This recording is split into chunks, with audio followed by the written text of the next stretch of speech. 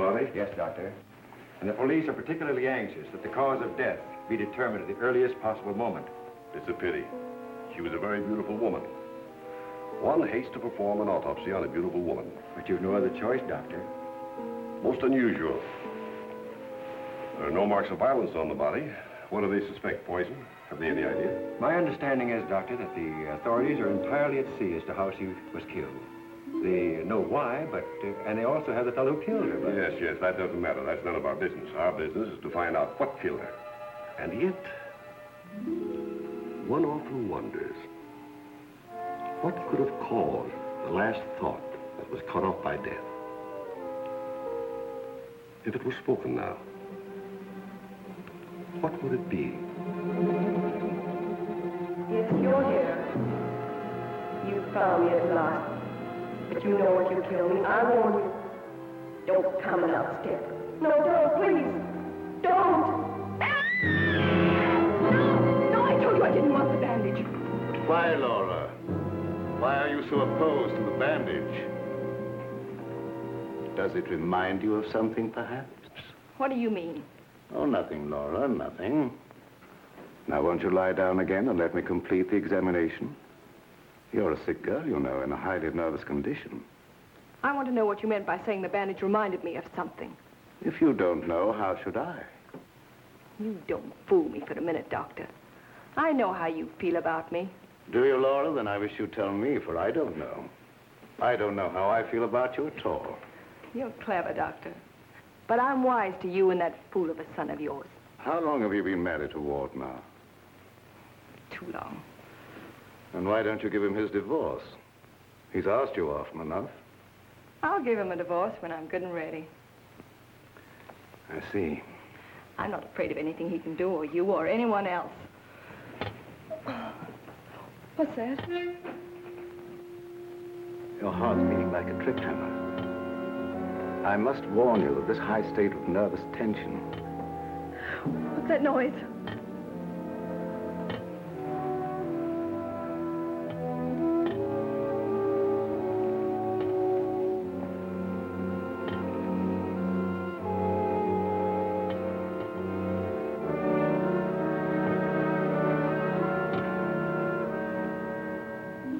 It's only a branch tapping against the window. Now, my dear Laura, if you want me to help you, you must tell me what it is you fear. I told you I'm not afraid of anything. I know what's going on here. Someone's trying to scare me out, but it won't work, see?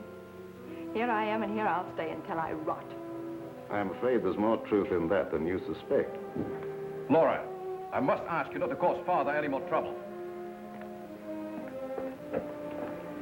I don't want you threatening him, you hear? You too. You're so cute. I'm sure you want to be alone. You're not going to make him pay for my mistake. What are you going to do about it? I'd like to. You'd like to choke me, wouldn't you, Ward? You haven't got the nerve. Here. This is the only thing you ever gave me. You can have it back. She's right. I gave her this when we were married. It's the only gift that ever passed between us. Ward, what do you propose to do about Laura? What can I do? She won't leave me. She won't give me a divorce. Well, things can't go on this way, you know. Dad, what is the matter with her? What do you think is wrong? I don't know. She wasn't this way until she began getting those letters from abroad, you remember? Yes, it had something to do with those letters. But you would have thought that when they stopped coming, that... What is it, Elizabeth? There's a patient, Doctor, a Mrs. Williams. Williams? That's the name she gave, and she's decked out like she's going to a horse show. I can't see anyone today. Ask her to make another appointment. Dad, please don't let what's happened interfere with your practice. Oh, very well. Send her in a few minutes. Sure, Doctor. Oh, yeah, that Bill Raymond's waiting. Do you want to see him? Who's he? That private cop who's always hanging around just hoping somebody gets murdered. Oh, yes. He's probably come for his check. Take care of it, will you, Ward? Yes. Elizabeth. Yes. This for you. Gee. Thanks, Mr. Roy. But this belongs to Mrs. Van E, doesn't it? Not anymore. It's all yours. She won't get sore, will she? I don't want to have any trouble with her. You know how she is. I know. We all know a little bit. And I want to thank you for your patience. Run along now, Lilibet. Yes, Doctor.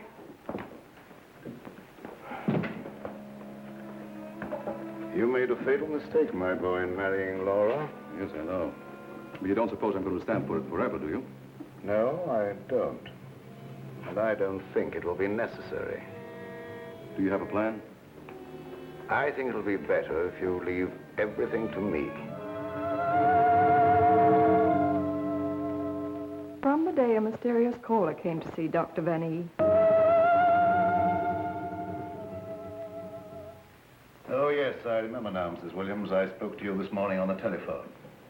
I'm sorry, but I can't tell you any more now than I told you then. Oh, naturally, Doctor.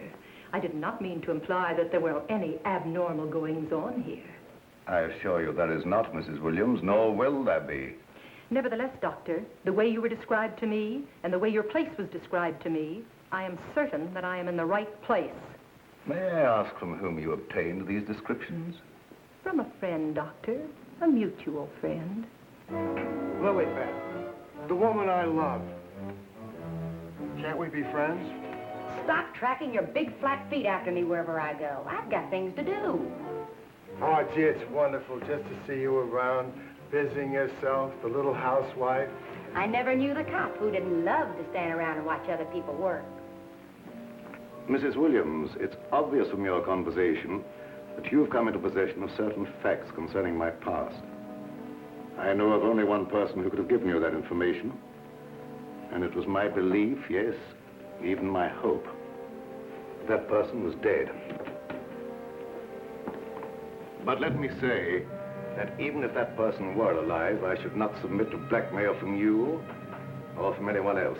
You show great courage, Doctor, for one in your unusual position. There has been no question of blackmail. I came here seeking your cooperation, which you have refused to give. So, let us call the matter closed. Thank you. Au revoir, Doctor.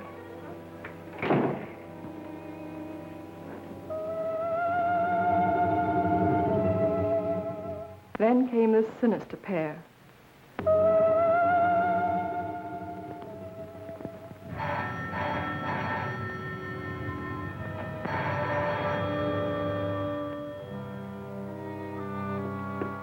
My little guardian of the doorbell. If you had waited another second, Inigo and I should have kicked the door in. Yes, sir. Sir? There is an air of inquiry about you that immediately offends my deepest nature. There is something suggesting Scotland Yard, the French Sûreté, the Italian Carabinieri, the Turkish Polizei, and other minions of the law.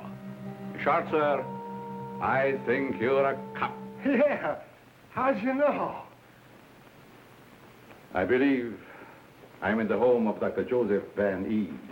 Yes, sir. I mean, sirs. Oh, do not be polite to Inigo. He's only offended by it. Run along, Inigo. Make yourself at home. We got a nice tree in the yard, but it ain't got no coconuts.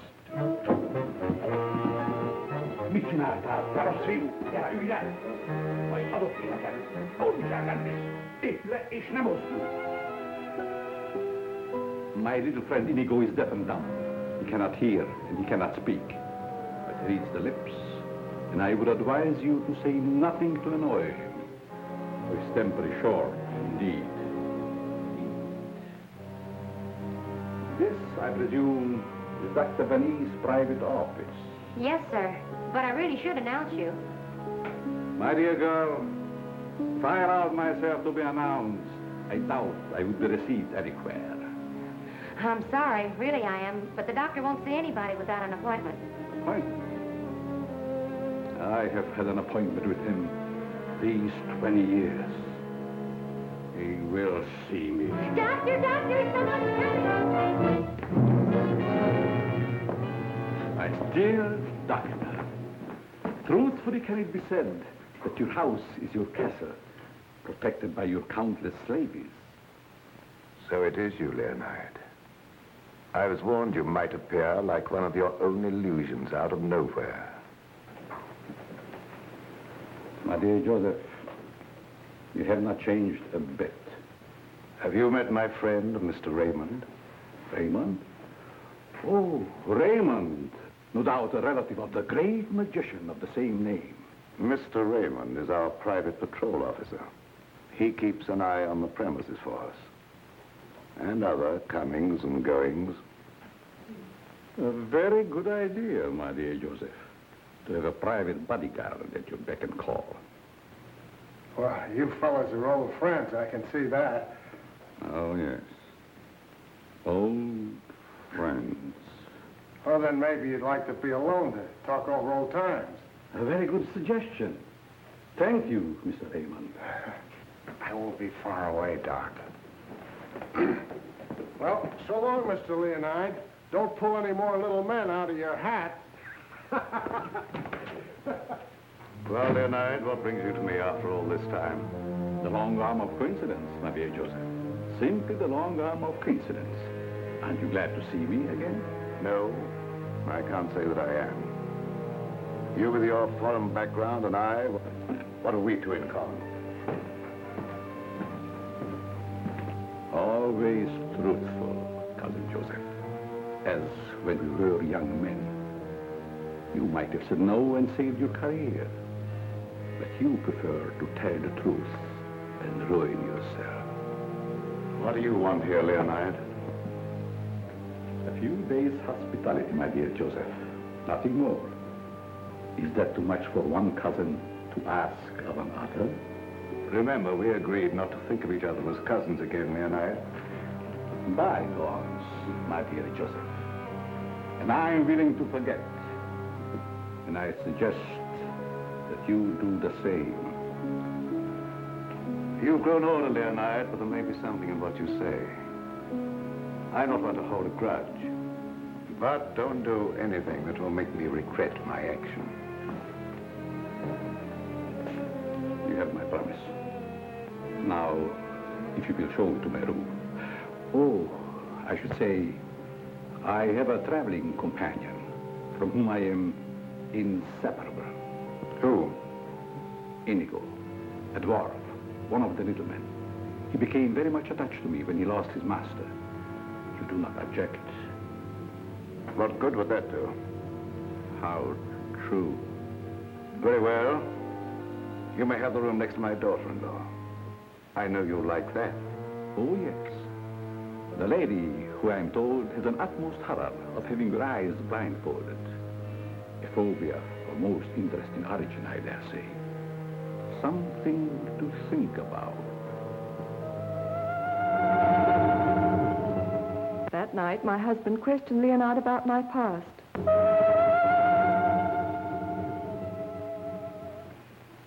Cousin Leo. Oh, my dear Ward. How flattering that you remember me. Well, how could I ever forget you? What are you doing here? A chance visit, my boy. I wanted to see the old homestead again. You've seen Father? Yes, and he received me with open arms, in a manner of speaking. I don't mind telling you, you came at a very bad time. We're having some trouble. My boy, trouble and I are like this. I presume you refer to the charming lady in the room next to mine, your wife, I believe. Yes, Laura, I have met her, but I'm looking forward to the pleasure. I'd like to talk to you for a moment. All right. Perhaps you can help us. By doing what, my boy? You've been everywhere. You were caught in Europe during the war. I'd like to show you something. You may be just the person I'm looking for. If I can be of any service.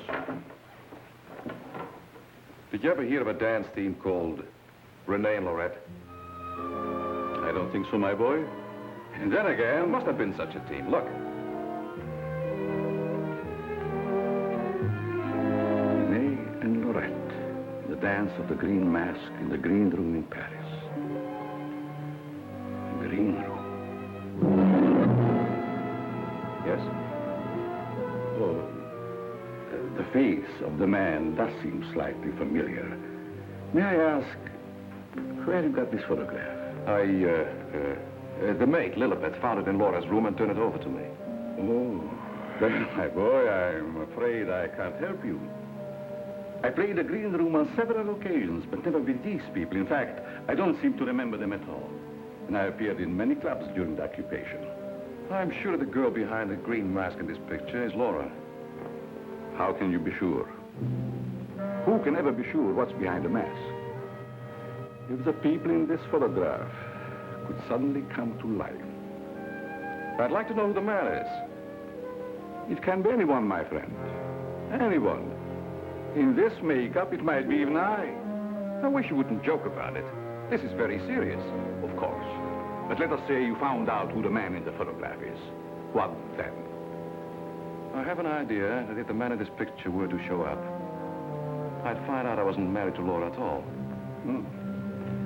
Think over what I've asked you. It'll be to your advantage. Certainly, my boy.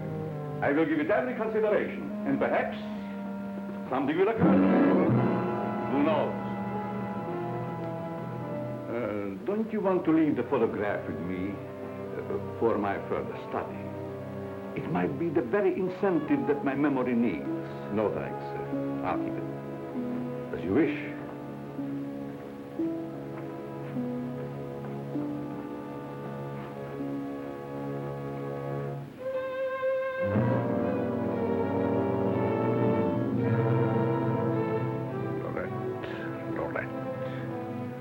I'll make a bet the man in green will get you yet.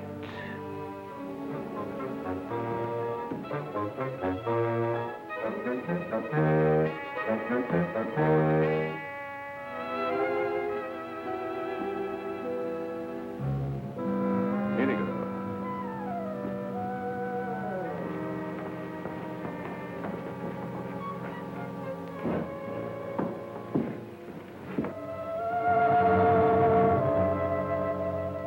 A gruesome surprise was in store for me the following morning.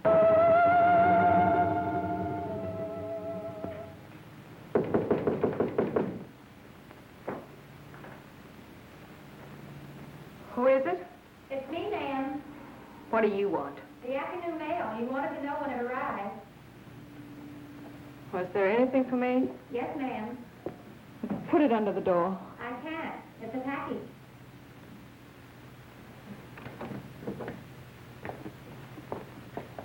What's in it? I don't know. It's against postal regulations to open other people's mail. That's never stopped you before. I'd like to know what you mean by that remark, ma'am. Oh, shut up and get out. Don't you want me to help you open No, it? I don't. Get out. It's addressed to you in green ink with a warning. Look out for the man with the green mask.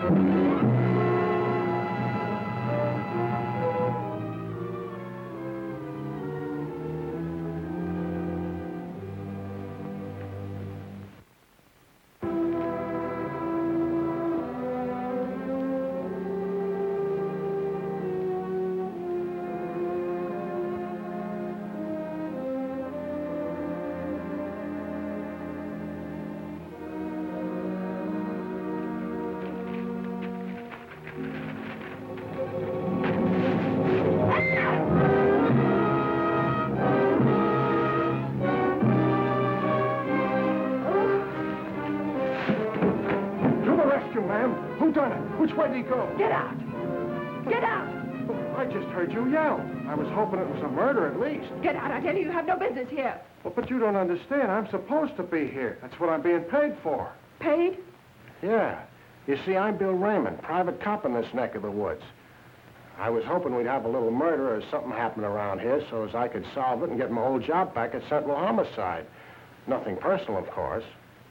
Who told you to say these things to me? Well, nobody said nothing to me. I was just waiting around outside to see Dr. Van Nee, and I heard you yell. So you're a friend of that crazy doctor and his son. Crazy? I wouldn't exactly say that, ma'am. The doc's a pretty good egg.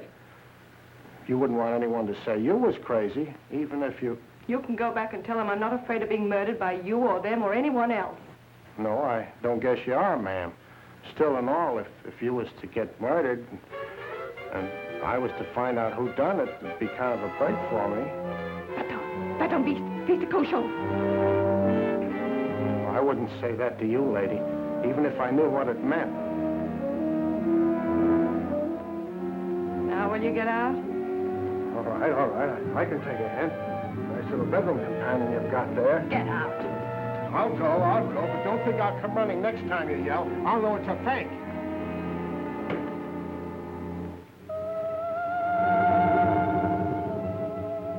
I became afraid and my mind started to crack.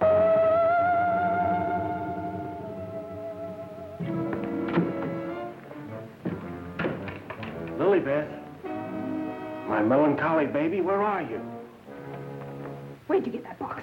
I don't know what you're talking about. You lying little snoop going through my things. What'd you do with the picture? Where is it? I didn't see it.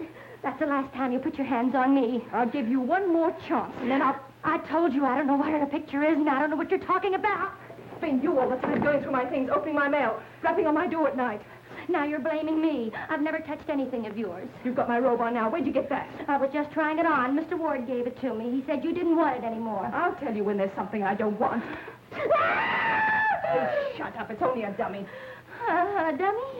Where'd you get that thing? I suppose you're going to tell me you don't know anything about that either. Oh, I bet it was in the box. In the box I brought up for you, that's what. There were no stamps on it. How did it get in the mail? I don't know. The doorbell rang, and I thought it was the mailman. I opened the door, and it was sitting there on the stoop. You're lying. No, I'm not. I don't mind telling a lie now and then, but I'm not lying now, honest. You're trying to scare me out. I'm not leaving. No, but I am. You come here. You and Mr. Ward are pretty thick, aren't you? Thick? Yes, thick like your head. He's fallen in love with someone else. Who is she? I don't know. It's not me. I know it isn't you. I know all the signs. He's fallen in love with some simple-faced man. There's always a way to get even with them. I've got to find that picture. Otherwise, they won't know what he looks like. I've got to send it to the police. He won't dare touch me. Who do you mean, the man in the picture? Have you seen him? Maybe I have, and maybe I haven't. Maybe I saw him go behind the thicket, or through the wall, or under the house. He's here in the house? Yes. I let him in. I let him in. He was waiting outside to get you, Miss Laval. Miss Laval. There's nothing safe from your prying eyes, is there? You think you know everything, don't you?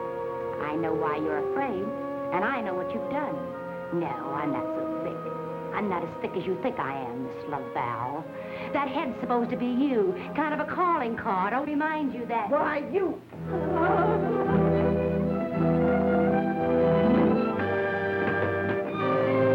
Excuse me, lady.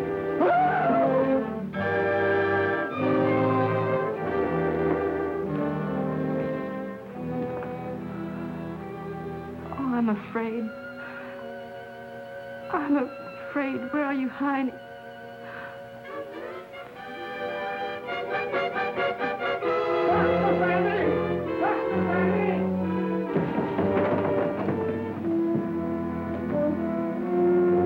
Dr. Fanny! Dr. Fanny! Doc. Fun is fun. But after all, there ain't nothing in my contract that says I gotta... Well, now I ask, is that anything to be playing football with? Where did you get that, Raymond? Miss Fanny chucked it at me like I was a pass receiver for a football team. And I'm all out of practice. Let me see it. This comes from a group of anatomical specimens that was locked in a room in the cellar. How did you happen to get it? That's what I'm trying to tell you. There I was, outside her door, strictly minding my own business, understand? Listening at the keyhole. I don't think that belongs in the realm of your duties, Raymond. But, Doc, there were screams inside. You gotta admit it's within the longitude of my profession to make with an investigatory reaction there, too. What am I saying? I don't understand how his head got from its locked room in the cellar. Well, the way I heard it, it was sent to Mrs. Van A. That was rather a gruesome practical joke. Why, your anatomical locker hasn't been opened for ages. I think you once told me you'd lost the only key to it. I know. There is no key to my knowledge. Why, that thing didn't walk out of the room by itself. Hardly. Doc, I'm worried. What about, Raymond? Well, now, take this head business. The whole thing don't seem hardly serious to me. I think that if it's all the same to you, I better be checking along to other duties. You're not afraid, are you, Raymond? Who, me? Scared? It's just that I don't think that there's going to be any murder here done after all. That's too bad. Well, it's not your fault, I guess. It's just not my lucky day, that's all. Thank you, Lilibet. Oh, Miss Lilibet, have you a little more coffee in the kitchen? What happened to the 3 gallons I already gave you today? Lilibet, what you need is a good, strong, steady man Who is always hanging around, tracking up my floors and things. What's that on your shoe? Looks like cobwebs from out of the cellar. What were you doing in the basement? It could have been the attic. Bill Raymond, you're holding out on me. What are you up to? Up to? Yes. Who asked you to go poking around in the cellar? It was in performance of my duty. What duty? What did you find? Absolutely nothing. That's what makes me so disgusted. Too bad about you. You know, Lilibet, I think somebody around here is just kidding. They don't mean business at all. Why don't you just wait around and see? Say, if you got any inside dope, I wish you'd tip me off. If I'm ever going to get back to Central and prove I'm a good detective, I gotta have some clues.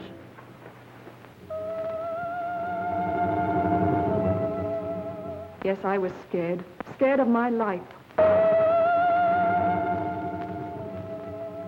I expected big things of that ghoulish-looking guy, but he ain't delivered neither. I should say, in a way, you were entitled to expect big things from him.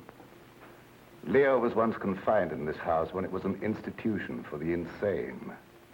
Nerves, you know. Do tell. Well, then, he must know his way around the place, huh? I understand while he was here, he engineered an immense number of secret passages through which the guards could keep an eye on the inmates at night.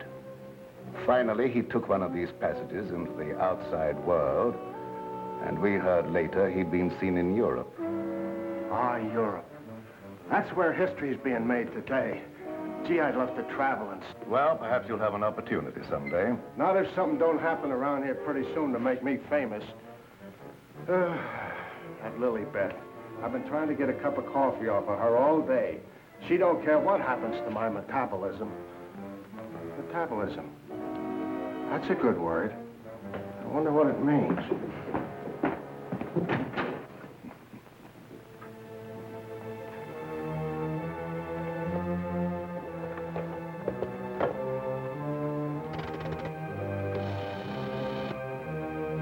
Operator, I want the police right away.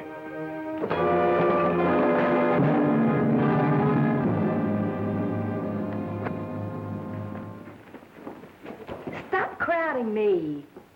But, hon, don't you want me around to protect you? That indigo guy might... Yes, but who's going to protect me from you? Lilibet. My wild Irish rose. I just live for the day when I can take you out of all this. When I can slave and get you the luxuries in life. Gee, I'd gladly work my fingers to the bone to buy you expensive motor cars and furs and jewels and things and serve you breakfast in bed. What's the matter with me? Am I crazy? Yes, and I'd hate to hang by my neck until you got me all those things. Yeah, you might get a little blue in the face. Still and all I gotta do is to find myself one slightly murdered body, and I'm in. Stop looking at me. Oh, Lilibet, sometimes I think I'm not getting anywheres with you. What do you think? I think you've got a good idea there. All right, all right. You'll be sorry someday when you see my picture in the paper. Wait and see. Hey, Lilibet, why don't you answer the doorbell? Maybe that indigo guy wants in.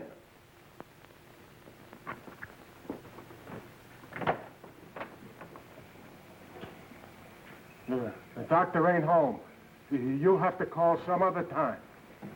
Don't be silly. Don't say I didn't tell you. Close the door on your way out. Hey, wait a minute. Well, if it isn't Bull Raymond. Shh, Terry. You trying to ruin me? Ruin him. Come here, Bull. Meet Miss Cornell. How do you do, I'm sure. Likewise. How do you happen to be out with him? Cute, darling, don't you think?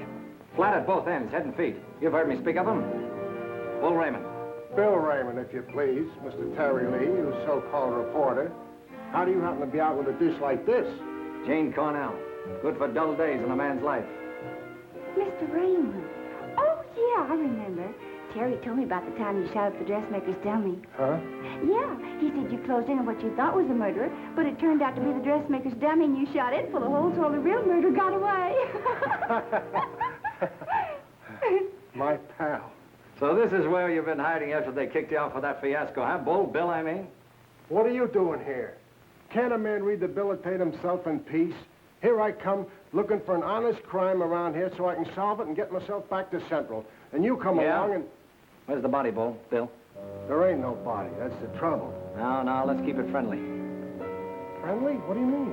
Let's have it. Who killed who and why? Are you kidding? Did somebody get knocked off around here? Look, I don't like to be kidded either. Where is it hidden, Sherlock? Oh, Terry, you've been on the police beat so long that... Now, listen, Bill, you know me well enough to know I wouldn't come out here just for the ride. Not when I could be, It just so happens there was a call to the police. Came from out here. And I happened to be there when it came through. Miss Cornell happens to be the operator. So she tipped me off. Told me the line had gone dead. So I smelled the story, and here I am for an exclusive. You see what I mean?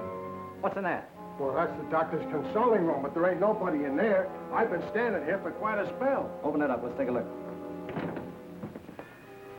That's funny. The lights in here ain't almost never out. In you go. Never do that. I could get killed that way. Is that bad? Oh, so nothing's happened around here, huh?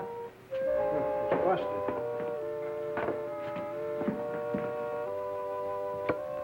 There, see? Like I said, there ain't nobody here.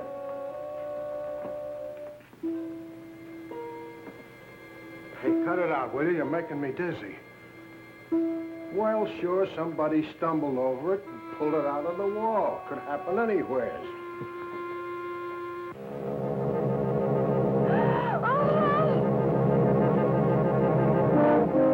Wants to shake hands with you, Bill.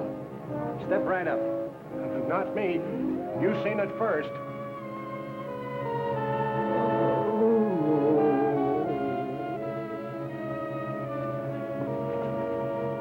Doc! Raymond, did you try and kill me? Why, Doc, why should I do that? You ain't paid me for last month yet.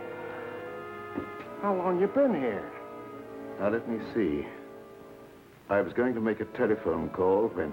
Somebody conked you, huh, Doctor? Then rip the telephone wire off? Yes, I imagine that is about what happened.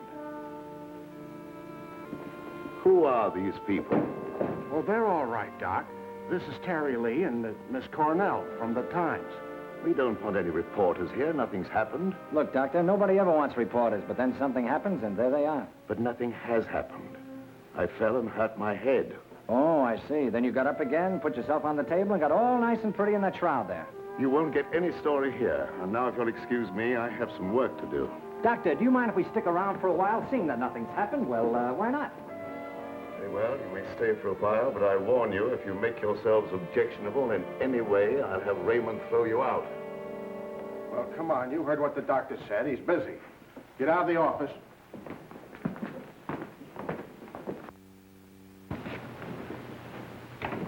Probably a pretty nice guy, caught in a tough spot. That's the way I see it. You wouldn't want me to tell him you got kicked out of homicide, would you, Bill, old boy? Oh, Terry, you're my pal. You know that, don't you? Would I kick you out? You would if you could, Bill. Now, why can't we have a little talk, quiet-like? Well, if you just follow me in the parlor over here. Oh, me too, darling, me too. Darling knows everything about everyone, and that's how I learned. Do tell. I just sit at his feet and listen. Yeah? Baby, I'm going to miss you an awful lot when I grow tired of you. Now, remember, you're just going to listen. Well, of course, darling. What else do I do when I'm with you? Sit down. Now, as I remember it, there was a singer at the Click Club who called herself Laura Laval. Didn't she marry young Ward Vanny a couple of years ago? I don't know nothing about it. Oh, yes, you do. It was just about the same time that you had that affair with the dressmaker's dummy. Oh, yeah. Yeah, now I remember, Terry. You're right. She was down to the Click Club, and it was her that married Ward. Wasn't that on a bet of some kind? Well, there was a party going on, and somebody dared Ward to ask the singer to marry him, and he thought at the time it was a good gag, and he went along with it. That's right. He got pretty high and then popped the question at her. How romantic. I just love that. Hush, dear. Listen. Oh. Well, that's how it happened anyway. Ward woke up the next morning and found himself married solid. He'd asked her, and she'd snapped him up. Oh, and they lived snappily ever after. I don't care. I think it was sweet. Darling, couldn't I get you high sometime? Sweetheart, have you ever heard the old saying about little girls? What's that? Little girls should be seen and not heard. Now go on, powder your nose. All right. I think I'll be shoving along, too. Now, wait a minute. We're just getting started. We were talking about a singer who called herself Laura Laval. Pushed away into this house for good reasons of her own. Gentlemen, I beg your pardon. I must tell you frankly, I have been eavesdropping. Professor Leonard, this is a reunion. My boy, you must forgive me. You seem to remember me, but I do not recollect you. When was it? What was it? Oh, Professor, it was a long time ago, and I was a kid up in the balcony in Albany. Yes? When you brought down the house with great feats of legerdemain. Oh. You remember, Professor? That was the night that the box office receipts disappeared, just like magic. Part of the act, my boy. Just a part of the act. It's a pleasure to meet one of my youthful admirers. Terry Lee of the Central City Times. Oh, the press? Well, it's nice to have known you. Wait a minute, Professor. What's your hurry? Are you afraid I might bring up the subject of those certain unfortunate recent connections of yours? Shut in the dark, my boy, I'm sure. And I will ignore it. Of course. And this young lady, no doubt a companion of yours. Jane Cornell, my fiancée. Delighted. Likewise, I'm sure. Delightful. And I would suggest to take very good care of her. Mr. Lee? Oh, I haven't had a chance to talk to him yet, Mrs. Van E. Never mind, I'll tell him myself. Darling, I met her upstairs, and I told her all about you, and that you know everything about everyone. Thank you very much, dear. Welcome to your living room, Mrs. Van E. Thank you, but it isn't my living room. I understand you're not unaware of my position in this house. Well, maybe you can tell us about it. I'm being kept a prisoner here against my will. I'm alone and friendless. I'm sorry. Why haven't you called the police? They've done nothing but to call for the police. They have kept me penniless so that I can't leave. I understand. They're trying to destroy my mind, Mr. Lee. By innuendo and indirection, they're trying to make me believe I've done something dreadful in the past. That I'm to be the victim of some horrible vengeance. You know best about that. I'm innocent, Mr. Lee. I've done nothing. Now, this doctor's brought some stranger here with these tricks and illusions to further make me You believe... mean the professor and his little, Yes. You must help me, Mr. Lee. Laura, it's so good to see you downstairs again after all these days being locked in your room. You know perfectly well why I've remained locked in my room. Ward, this is Mr. Lee of the Times, the gentleman I told you about upstairs. Oh, yes. Look here, Mr. Lee. We don't want any more of that front-page splash stuff, such as I got when I married Laura. Your wife's been telling us that she's being kept here under constant threat. She's out of her mind. See what I mean, Mr. Lee? They don't overlook a single chance to put it in my head that I'm crazy. Perhaps I can explain, Mr. Lee. We don't believe there's anything wrong with Laura now. But we are sure something will happen to her mind if she continues to live under this strain. It's just as I told you, they're behind it. Can't I make that clear to you? They spend all their time trying to terrify me. They write me letters in green ink. They send me dummy heads wrapped in green paper. Anything to frighten me so I can't sleep. I can't think. The only thought in my head is that I'm going to be killed. These are very serious charges, gentlemen. And I might say it'd make a perfect front-page splash. Lee, if you dare print a word about those ravings of my wife... Don't do anything to make me think they aren't ravings, Mr. Van E.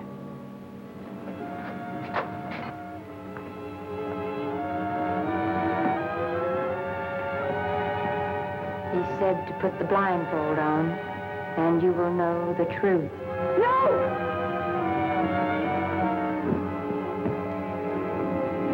What's wrong with her, Doc? Quiet, Raymond. You don't mean that she's... Dead, Raymond.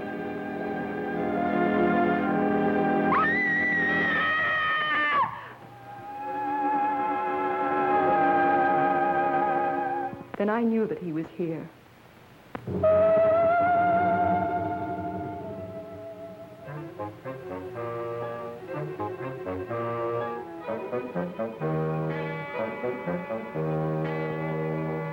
She's coming out of it, but she's in an advanced state of shock.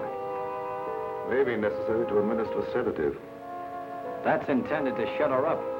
I'd like to hear her do some more talking, Doctor. If her mind is allowed to dwell upon what's happened, that may be the breaking point. Well, you've got all the answers.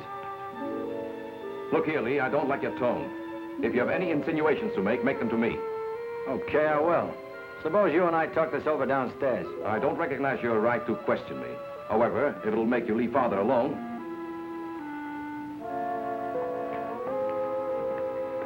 Bill, fix yourself a chair right outside the door and don't leave until I get back. Sure. But what about Lily Pad? Don't she rate nothing around here? Now, Lee, first I'd like to see your credentials. You bust in here saying you're a reporter. That's the old turn the tables gag, Vanny, but if it'll make you any happier, take a look. All right, you're a reporter. But I still don't understand how you and the young lady got the news about our troubles. Do you really believe that story, Lee? Do you in your right senses really believe that we are keeping Laura a prisoner here? That's what the lady says. She said that... Nonsense. Nothing would please me more than if she got out. Look, I don't get any of this stuff, Vanny, but there's a tricky deal going on around here, and I intend to sit in on it. Too bad I can't flash the city desk to make ready for a front-page replay. Yes, isn't it? Either your wife is the victim of a well-plotted program of persecution calculated to drive her insane, or she's the witch you say she is. You're the fellow with the nose for news. What does it tell you? It tells me that right now I'd like to know where your disappearing relative is.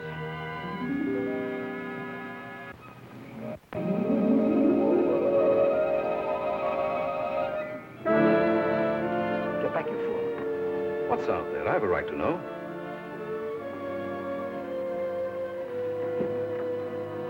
Don't see anything. What was it? It isn't possible. It isn't possible, of course. What do you see out there, Lee? I've had enough of this. Come on. Are you nervous, Miss Cornell? Oh, no. I think it's very exciting. Well, Professor, I thought I just saw you outside, banging at the moon. You disturbed her sleep. Poor child. Where have you been? How will you start acting normally for a change? You're bringing suspicion upon all of us. I, my boy? What have I done? Suppose you tell us. Has no one arranged to silence you yet, Mr. Lee? What a pity. I don't silence very easy, Professor, and it'd take a lot more than what you've done to her. Do you suggest that I had a hand in that poor girl's unfortunate demise? Why don't you behave yourself, Professor? Mr. Van E here has the right idea. You're just gumming up the works. I did my humble best. Who are you working for? What do you expect to get out of it? I'm discharging a debt, Mr. Lee. A debt contracted many years ago. Now, are you any wiser than you were a moment ago? No, but I'm beginning to get a general idea.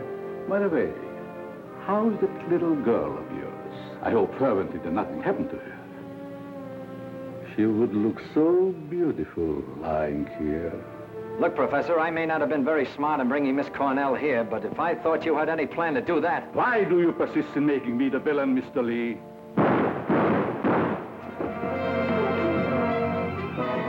Now we will let you be the witness, Mr. Lee. I am here. The sounds came from upstairs, right? Always reliable. Now, what are you rehearsing? In there, Terry. In there. It's murder.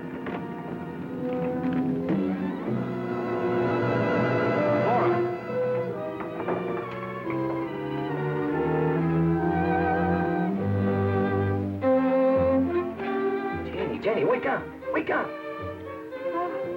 Oh, Terry. Tell me, what happened? Oh, Terry, darling.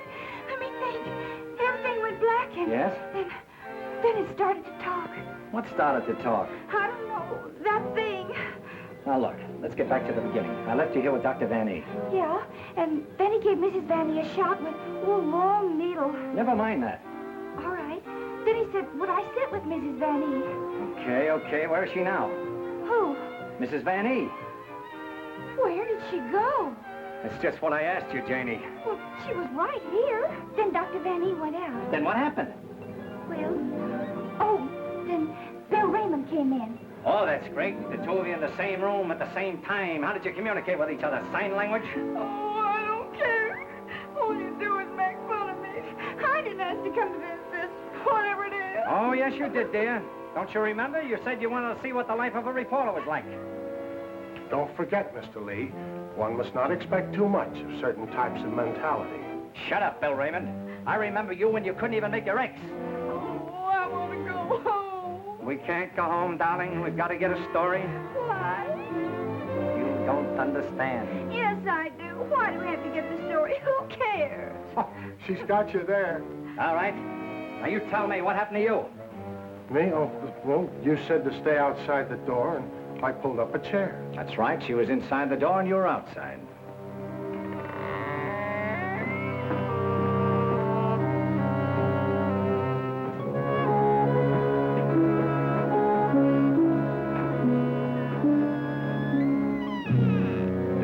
Then come that odor of heavenly perfume. That was an lily pad. It was sweet and penetrating, like an ancient drug. And I felt kind of sleepy-like. Oh, so sleepy.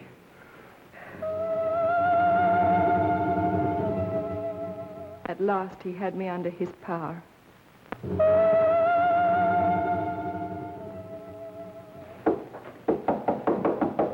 There must be a button or a gadget of some kind around here. 2 o'clock, almost deadline for the 9 o'clock final. Oh, Terry, what makes you think there's anything behind them walls? I've got a sneaking suspicion that the professor uses them for a disappearing act. I wish Lily Beth was here. Take me a cup of coffee. Well, she's right over in the doctor's office. Why don't you ask her? Poor Lily Beth. I kind of hinted that all I needed was a murdered body, but I didn't think she'd take it personal. Will you stay with those walls? I've been around them 3 times, Terry. The thing I can't understand, if the professor was down here when the trouble was going on upstairs, he just had to be 2 different guys in order to have a hand in it. Oh, Terry, let's figure it out in the morning, huh? What's that?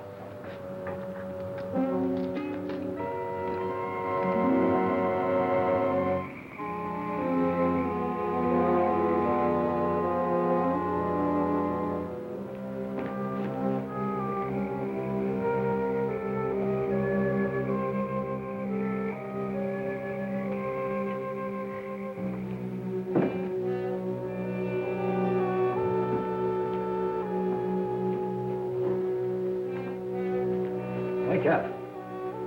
Either something or somebody opened the front door. Oh, that's the shortest night's sleep I've had in a long time. All right. Now that you're good and rested, let's see if we can understand what happened upstairs.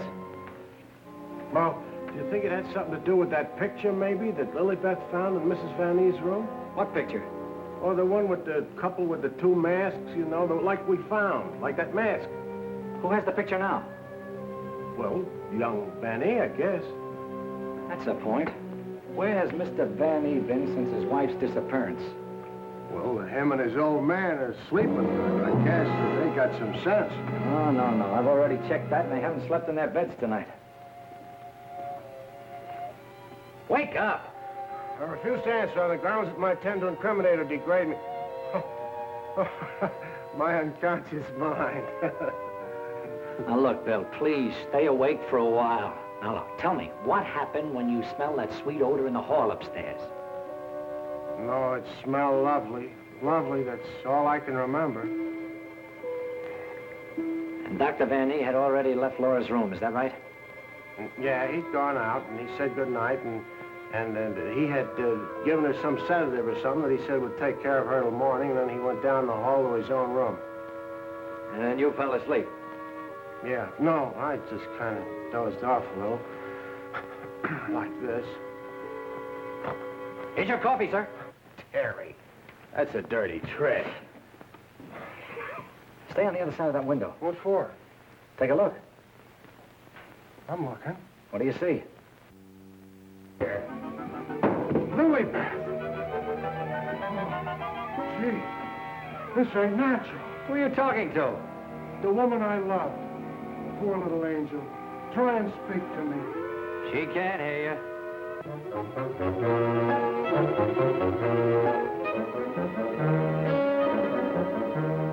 What was you doing outside? You're supposed to be dead. Now you stay right here, honey. I gotta catch that guy in the shrubbery. Oh, gee. What are you doing to me, Lily Beth? I got work to do. Lily Beth, be reasonable, will you? If you don't cooperate, I'll never get back to Central. Never mind, Raymond. Take care of Lilybeth. Lilybeth! Yeah, that's who it was. I opened the door and she fell right in my arms. Like she had something special to tell me. You notice that fragrance about her? And to think this wilted flower was once even as you and I. Take her back into Dr. Van E's office. What's she doing wandering around? She's supposed to be a corpse. What happened to that guy outside? Never mind. You found her. I never knew she was lost. I missed her. I missed her from my office. Will you please take her back? What are you going to do? Yes, Doctor, and what have you been doing? We've turned this house upside down trying to find you. Hardly that, young man. If you'd done that, you would have found me. Now, Raymond, we can't allow this girl to remain in this condition any longer. Well, what can you do? She looks like a perfect stiff to me. Bring him into my office. Oh, Doctor, this may not be any news to you, but your daughter-in-law has disappeared. Oh, how dreadful. But let us say somewhat overdue, eh, Mr. Lee? You don't seem very surprised to hear about it. Young man, when you've been devoutly praying for something to happen, you accept your good fortune without question.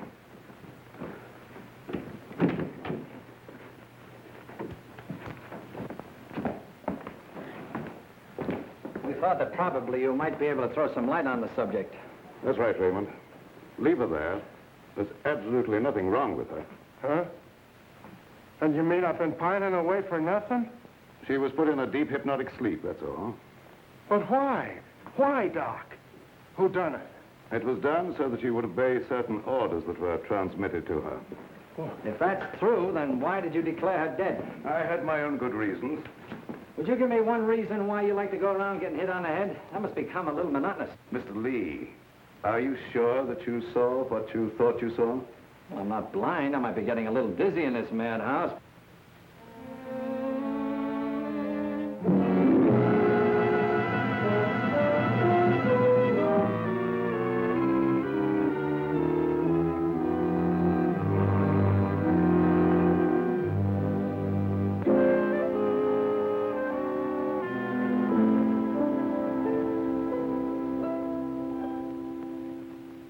You know, Doctor, morning isn't very far off.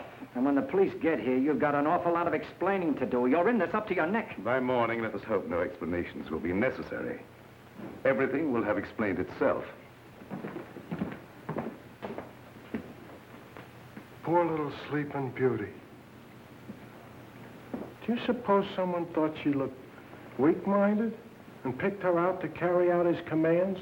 That's not always the case, Raymond. If Leah and I were here, we could settle this case very quickly. Gentlemen,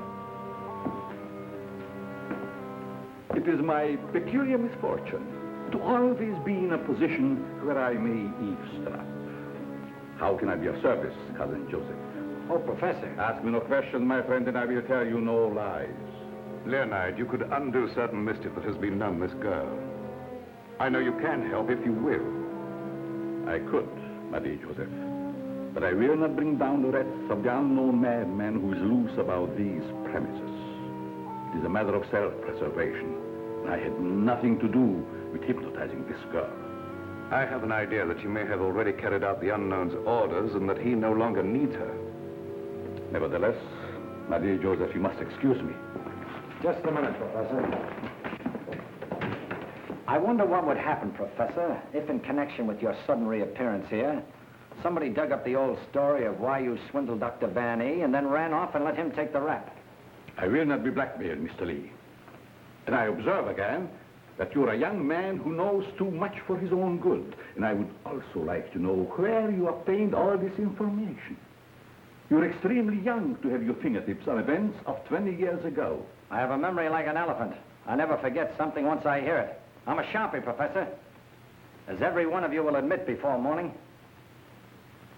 Now, Doctor, I'd like to bore you with a few questions. I wouldn't mind, young man, if you had the slightest idea of what you were looking for. Maybe if we start back to the time around midnight, when you administered what you call a sedative to your daughter-in-law. Are you inferring that I had anything to do with Laura's disappearance? Why do you keep evading the issue, Doctor? You know you'll have to confess when the police get here anyway. I would remind you, young man, that you're making a direct accusation, and I refuse to answer. Look, I want the facts and I want them now. Let's cut out the mulberry bush routine. Listen, Bill, you're supposed to be a cop and you want to get back to homicide. Help me make the doctor loosen up. He knows a lot more than he's telling.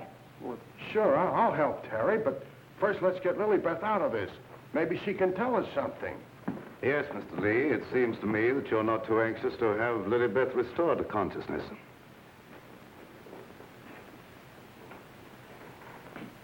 What do you hear, Doc? Her heart's in a very depressed condition. Someone's been giving her orders by mental telepathy. Hey, could I learn to do that? Supposing Lilybeth was in the kitchen, could I telegraph her a wish for a cup of coffee, huh? Perhaps, Raymond, someday when we have a little time, I'll indicate the principles of hypnosis to her. Thanks. Dear Joseph, the principle of hypnosis isn't as simple as you would make them believe. It requires a long and patient study. But I will risk the rest of the unknown. For I see you truly love this child. And for your sake,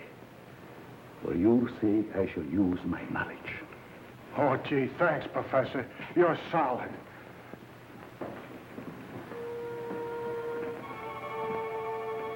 Och jag fick mig lätten. Och flächen var fyrflätten. Larm och sördimon här. Wake up. Wake up. Lilybeth, darling.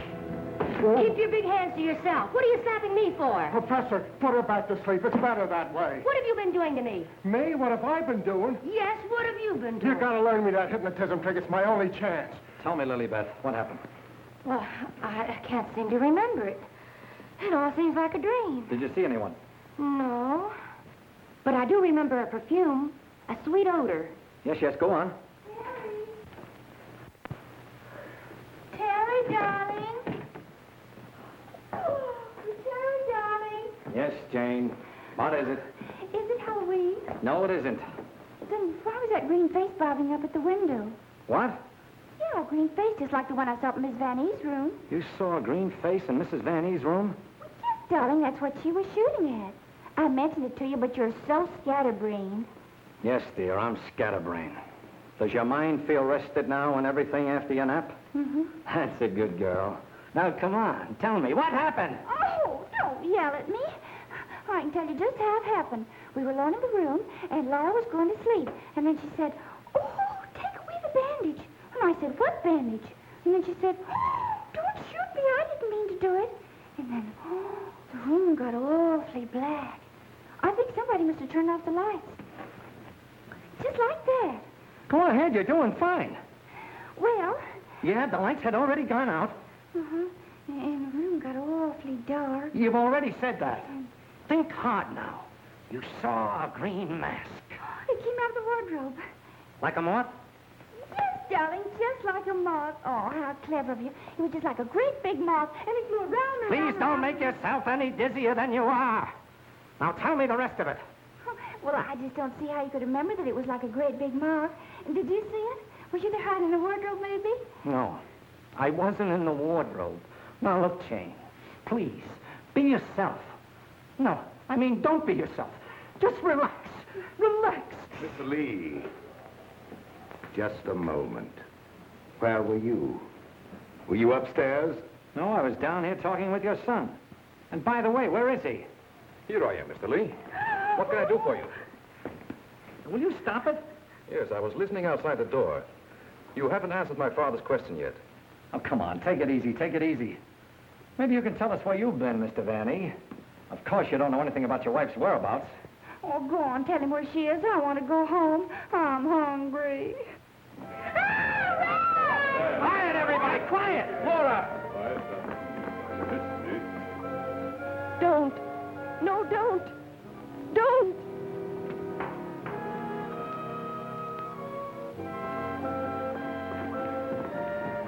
Laura! She's under a hypnotic spell. Ladies and gentlemen, it has been an exciting night, and you all are deserving of some explanation and relaxation for the strange goings-on. The guy who's doing the talking is behind the wall somewheres. Now you're getting smart, Sherlock. We introduce at this time the team of Lorette and Renee as they appeared at the height of their success in the green room of the Paris Crillon. Sure, the mask, the picture. Mademoiselle Lorette. Now I know who he is. Mademoiselle Lorette will now put a bandage over her eyes, the better to see the inner truth. Very good, Renee. Very good. Just like the old time. Would any member of the audience like to ask Mademoiselle a question? Come, Mr. Lee. You have been so full of questions up to now. I'm thinking, brother. We cannot keep Mademoiselle too long in this delicate mental balance. She has been under a great strain lately. Then I will ask the questions myself. Yes, Renee, I'm at your command. Are you afraid now? No, I'm quite safe. Will you tell the truth? Yes.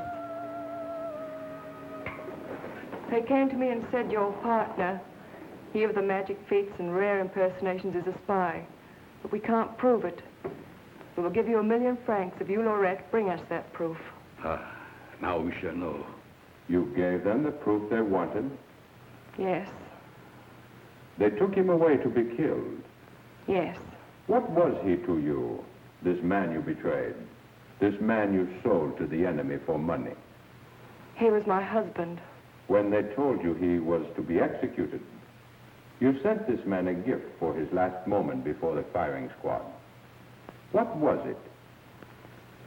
It was a green scarf for his eyes. Like the one you're wearing now? Yes. Why did you send it? It was my scarf. I wanted him to know I had betrayed him because I hated him. He was good and kind, but I hated him for the power he had over me. I see. That is your only defense. You hated. You thought they shot him. You escaped to America. You thought you were safe. Then you found out he was alive and wanted revenge. Thank you, Mademoiselle Lorette. You may remove the bandage now. What do you see on the cloth, Mademoiselle? There's a hole in it. Yes. What else, Lorette? What else? There's blood on it. There's blood. I have come back. I am here. And I will have my revenge. No! No, don't touch me! Outside, under the window, you know where.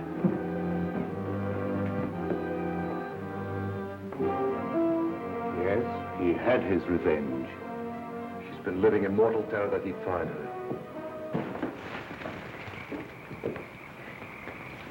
Just a minute, lady. You ain't going nowheres. Well, if it ain't Mrs. Williams, come along with me. Come on. You want me to slug you? Get inside. Hey, Terry, come here. Get a load of this. There's your man. At last I caught me a murderer. You're wrong. I never laid a hand on her. Nay, my boy, you kept your promise to me. You said you wouldn't touch her. But she's dead, ain't she? And you ain't going nowhere till we find out what killed her. And you, Professor, you know too much for your own good. I'm holding you, too. Now you're getting smart, Bill. Well, Professor, I see you two know each other. Yes. Rene was my assistant. I taught him everything he knows. He went out for himself and became a success. Later, we met in a concentration camp. And here we are. A small world, Mr. Lee. Small world, indeed. place where you get the marriage licenses? No, dear, this is the morgue, the morgue. Oh, darling, you say the cutest thing. The mark. Oh! Never mind, dear. You just stay right here and nobody will get you. Oh, but... Well, Doctor, got anything to add to my story of the year? Who's this Renee? Renee was her husband. She turned him over for a sum. Figured the Nazis would take care of him, but he had ideas of his own. Look, Doc, was it murder? Do I finally get a break? Was she murdered? We're sending the report to the police. What does it say? Oh, come on, Doctor. Don't hold out on us. I didn't understand it at first, but I do now. There were no marks of violence on the body, and we found no internal disturbances. What does this all add up to, Doctor? Yes, let's have it. She was literally scared to death.